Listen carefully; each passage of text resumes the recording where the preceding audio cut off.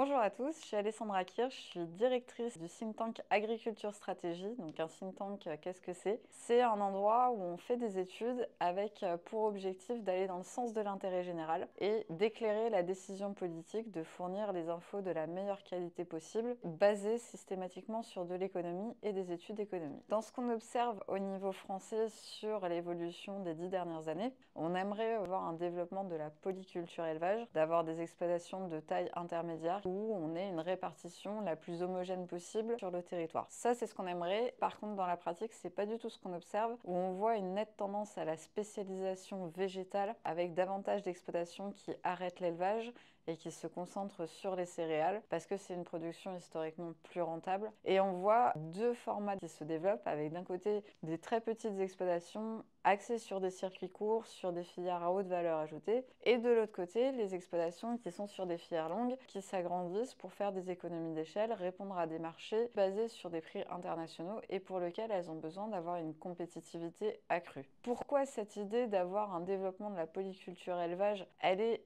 très intéressante d'un point de vue agronomique, environnemental, mais dans les faits, elle est économiquement compliquée parce qu'on a besoin d'avoir une certaine concentration de l'élevage sur un territoire pour avoir d'une part tous les services qui vont être liés à l'élevage et avoir aussi un circuit de collecte qui soit pas trop loin avec des coûts les moins élevés possibles. Donc pour toutes ces raisons-là, on a besoin d'avoir une concentration de l'élevage. C'est beaucoup plus difficile d'avoir de l'élevage essaimé un petit peu partout pour avoir cette rentabilité de l'ensemble des filières. Et en plus se rajoutent les effets du changement climatique où dans certaines zones, ça va être de plus en plus compliqué d'avoir de l'élevage. On a du coup cette concentration des filières animales dans des zones données alors que c'est pas du tout ce qu'on aurait voulu pour un optimum agronomique. Il y a des sujets qui sont européens, qui sont des contraintes et une partie qui est propre à une certaine complexité administrative où dès lors que vous voulez implanter un bâtiment, vous avez un parcours du combattant énorme avec de plus en plus aussi une contestation locale de la part des gens qui veulent pas voir se développer un élevage. Et en fait, c'est la même chose pour les industriels. On veut bien voir des poulaillers, mais surtout pas là. On veut bien avoir une usine qui crée de l'emploi, mais surtout pas là. On est un pays qui se désindustrialise à tous les niveaux. Et je pense qu'au niveau français, on le paye sur beaucoup de secteurs.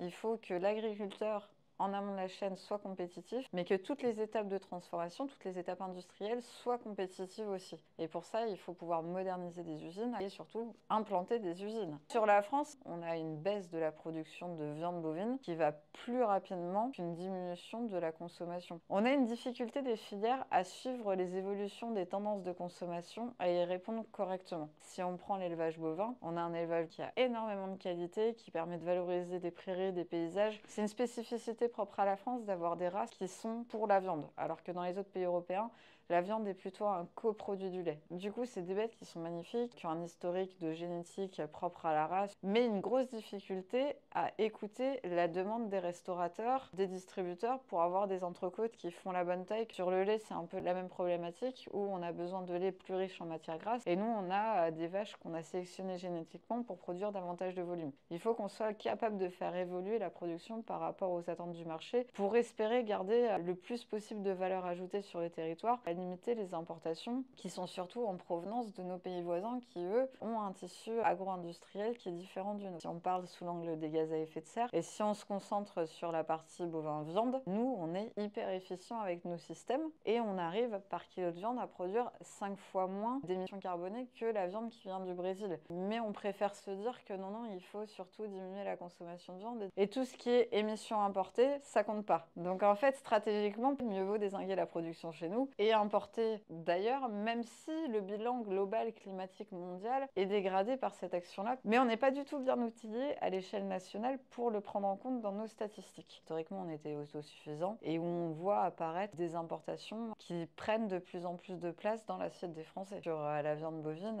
on est à 25% de viande importée par rapport à la viande consommée. Un tiers de la consommation de produits laitiers en France est d'origine importée. Mais vu qu'on a un déficit en matière grasse, on est pour l'instant encore excédentaire, mais on l'est de moins en moins.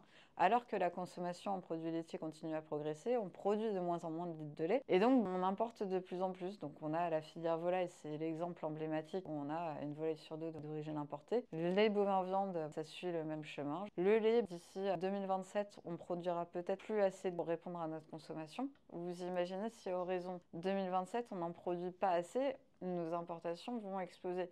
Et ça, c'est sur un certain nombre de secteurs parce qu'on est resté dans cette idée que l'autosuffisance était acquise, qu'elle ne pourrait jamais être remise en question. Et on a oublié qu'avant la naissance de la PAC, l'autosuffisance n'existait pas ni en Europe ni en France et qu'on a eu des tickets de rationnement. C'est hyper important de regarder à la fois notre capacité de production primaire à l'échelle des fermes et d'intégrer dans la réflexion aussi nos capacités de transformation et la compétitivité de l'ensemble de la filière, du coup la capacité des filières à produire un produit qui soit compétitif sur le marché quand il est en concurrence avec d'autres produits majoritairement européens.